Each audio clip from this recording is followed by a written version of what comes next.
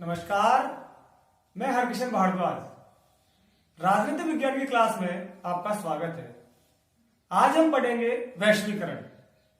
वैश्वीकरण जिसको अंग्रेजी में ग्लोबलाइजेशन कहते हैं। वैश्वीकरण यानी विश्व का एकीकरण। इसमें मूल तत्व प्रवाह होता है, जैसे वस्तु, व्यक्ति, सेवाओं का विश्वव्यापी प्रवाह ही वैश्वीकरण कहलाता है, जिसे हम अंग्रेजी में ग्लोबलाइजेशन कहते हैं। यह चैप्टर 12वीं क्लास की बोर्ड एग्जाम में 4 अंक का है, जिसमें 2 प्रश्न 1-1 नंबर के आएंगे और 1 प्रश्न 2 नंबर का आएगा।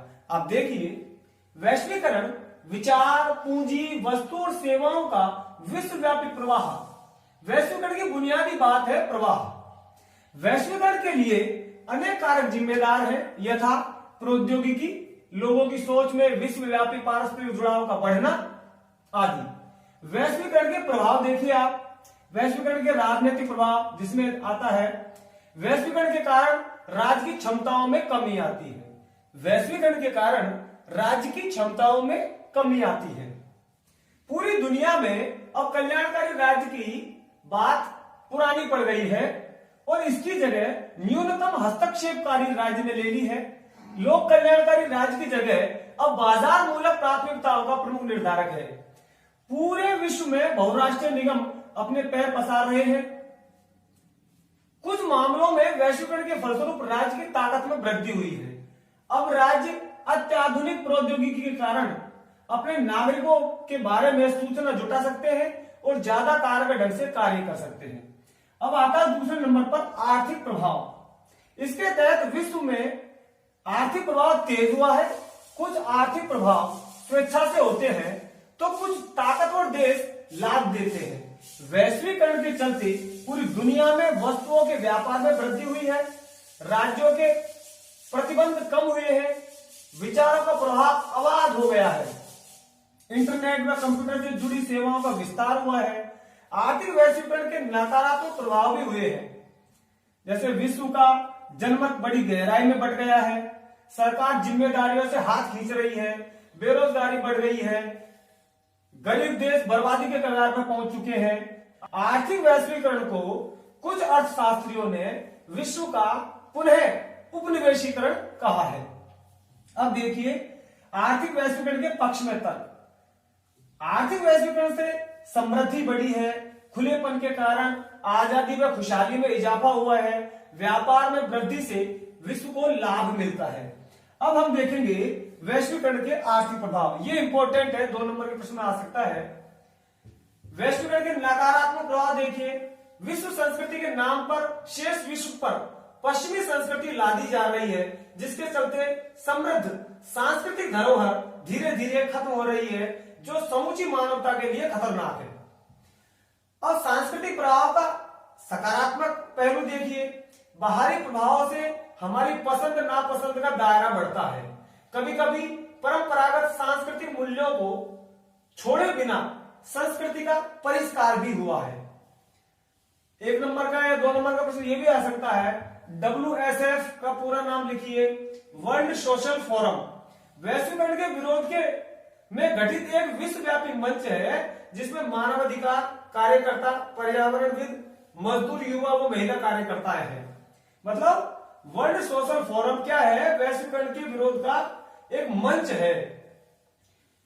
अब आप देखिए, जैसे 1 नंबर का प्रश्न आ जाए, 1991 में भारत में नई आर्थिक नीति शुरू हुई। मैकडोनाल्डीकरण वैश्वीकरण के सांस्कृतिक प्रभाव का संकेत देता है। मैकडोनाल्डीकरण क्या है? मैकडोनाल्डीकरण का मतलब यह है, इसमें अमेरिकी संस्कृति को थोपा जाता है, यानी पाश्चात्य संस्कृति को लाद दिया जाता है आधुनिकता के चलते। आप देखिए, और प्रौद्योगिकी वैश्वीकरण की नीति में सबसे ताकतवर संसाधन है। तो वैश्वीकरण का सबसे ताकतवर संसाधन कौन सा है? प्रौद्योगिकी, टेक्नोलॉजी। 1 नंबर में यह भी आ सकता है, छपाई अथवा मुद्रण की तकनीकी ने राष्ट्रवाद की आधारशिला रखी। राष्ट्रवाद की आधारशिला किसने रखी? छपाई और मुद्रण तकनीक ने। आगे देखिए, स्वतंत्रता के बाद भारत ने संरक्षणवाद की नीति अपनाई। ये जो संरक्षणवाद है, ये वैश्वीकरण का विरोध करती है। अब देखिए वैश्वीकरण के सांस्कृतिक परिणाम बताइए। जैसे 2 नंबर का प्रश्न आ जाए, वैश्वीकरण के सांस्कृतिक परिणाम बताइए।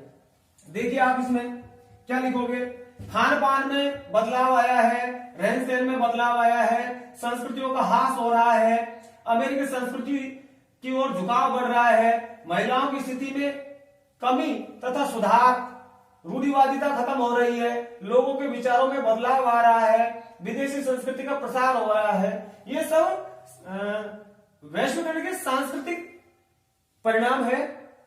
अब आप देखिए जैसे 1 नंबर का प्रश्न आ जाए, WSF इसकी पहली बैठक कहां हुई, कब हुई? तो WSF की पहली बैठक 2001 में ब्राजील में हुई थी। 1 नंबर का प्रश्न ये भी आ सकता है, सामाजिक सुरक्षा कवच क्या है? तो सामाजिक सुरक्षा कवच का मतलब है आर्थिक रूप से कमजोर लोगों को वैश्वीकरण के प्रभाव से बचाने का सांस्कृतिक उपाय को सामाजिक सुरक्षा कवच कहा जाता है। और देखिए एक और, 2 अंतरराष्ट्रीय आर्थिक संस्थाओं के नाम बताओ। जैसे परीक्षा प्रश्न आ जाए 2 अंतरराष्ट्रीय आर्थिक संस्थाओं के नाम बताओ, तो उसमें आप अपन लिख सकते हैं अंतरराष्ट्रीय मुद्रा कोष और विश्व व्यापार संगठन।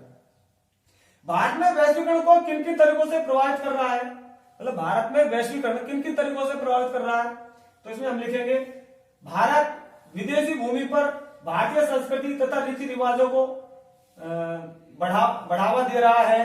भारत में उपलब्ध सस्ते श्रम ने विश्व को अपनी ओर आकर्षित किया है।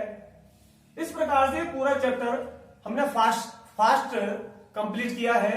यदि आप इसको 2-3 बार देख लोगे तो आपका 4 नंबर पक्का हो जाएगा।